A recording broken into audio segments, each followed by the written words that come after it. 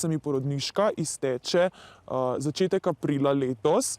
Potem smo pa seveda sina vpisali v vrtec v naši občini in v še 3 sosednjih občinah.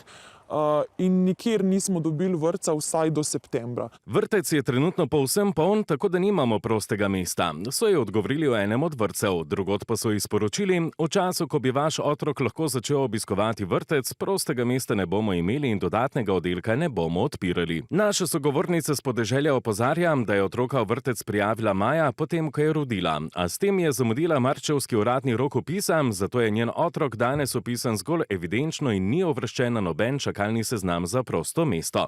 Na Ministrstvu za vzgojo in izobraževanje ob tem poudarjajo, da vrtci otroke v programe vključujejo vse leto, glede na prijave in razpoložljiva mesta, ter dodajajo, da je po njihovih podatkih v javnih in zasebnih vrtcih skupaj več kot 5000 prostih mest. Če pa so prosta mesta, pokažite mi kje, in če so pač kje v naši bližini, da ne bi porabili ravno, 2 do 3 uri ali pa 1 uro vožnje, preden gremo v službo zjutraj, da pridemo najprej do vrtca, pokažite mi in ga bomo pač vpisali tja.